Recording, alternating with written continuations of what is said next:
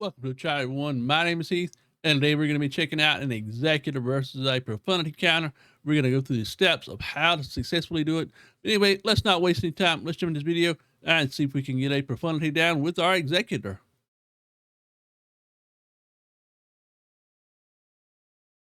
So here we are on my 7-star executor account. We're going to be going after this profundity right here. Before we actually jump into the attack, we're going to talk about the profundity, how it works, and how an executor counter will work for it as well. We're not going to go over modding today. If you want to check out my video on the executor counter, I go in really depth about modding for ships and things like that.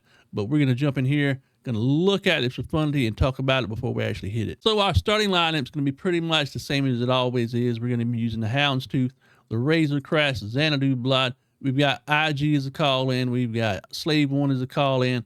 We've got the TIE Advanced, and we've got the new ship as well for call-ins as well. We're probably not going to need either one of those. The profundity starting lineup itself starts off with the Rebel Y-Wing, the Outrider, and Han's Millennium Falcon. You'll see this lineup about 99% of the time. One thing to take into account is that the profundity will always go first because it requires, when you unlock the profundity, to have Admiral Radis at Relic 9. And so unless you're going to relic your pit up to Relic 9, that is the only way you can match speeds with the profundity. But again, it doesn't really make a whole lot of difference because we're still going to be able to take down this profundity right off the bat. One thing you should take note of is that as soon as the battle starts, they're automatically going to go after our Razor Crest. We need our Razor Crest to survive this fight. That way we'll be able to successfully counter the profundity. But anyway, let's jump into this attack and let's see how well this goes for us. All right, as you see, it's just loading right now, but right off the bat, they are going to go straight for our Razor Crest. So make sure you have BAM modded up. That way this ship can survive. My Razor Crest is actually only Relic 7. So right here, we actually survived the initial onslaught. So what we're going to do right here at the bat, we're going to go ahead and heal our Razor Crest. Get it healed up. That way it puts foresight up on it as well. And then our next step is going to be taking down Han's Millennium Falcon. That is going to be the first ship you actually want to focus on getting down during this fight. So let's use Xanadu Blood's calling ability. We're going to actually call in our Razor Crest, getting a mark on Han's Millennium Falcon. Again, we're going to go back. Just go back to Xanadu Blood. Keep focusing on Han's Millennium Falcon. And there we go, right off the bat. We've got the Millennium Falcon down. So we're going to be in pretty good shape at this point. We're going to go ahead and get Taunt up on Bosk. That way they'll focus on him for right now. A lot of times they will actually dispel the Taunt off of Bosk. So you have to be careful sometimes during this fight. But let's go ahead and do our first call in. We are going to call in our Slave 1. Calling in Boba Fett's ship.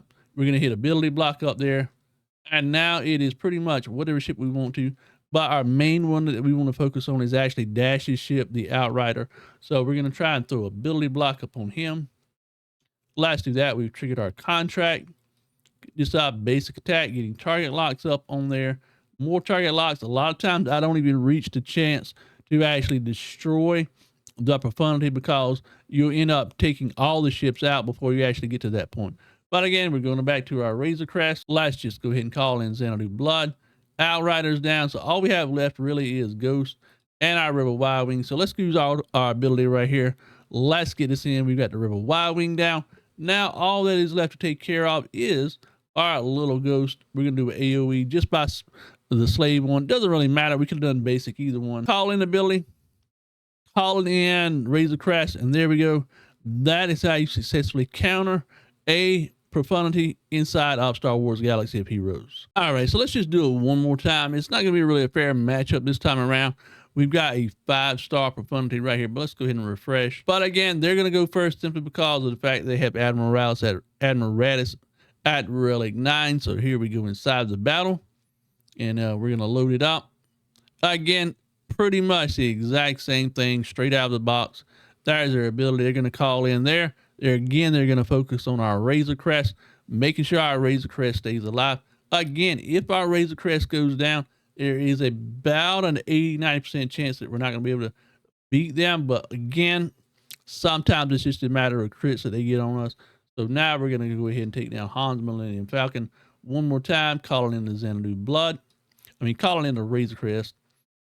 Focusing on Han's Millennium Falcon. Now we're using the Razor Crest to call in the Xanadu Blood. Again, Sometimes we're not able to get down Han right off the bat, so we end up having to do our call in.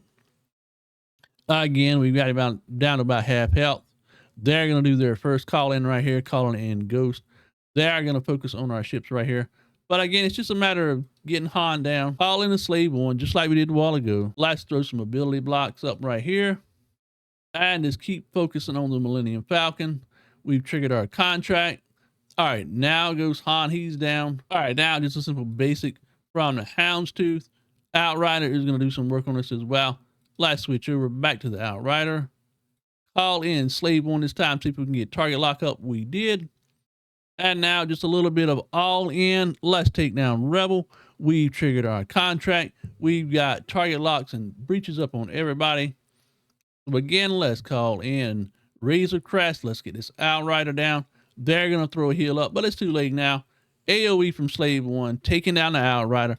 All that's left is the Ghost. Let's just throw that in there. Breach, Ghost goes down.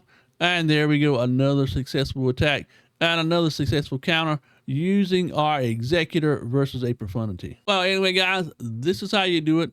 In my opinion, it's actually easier to take down an Executor versus Profundity counter instead of an Executor mirror.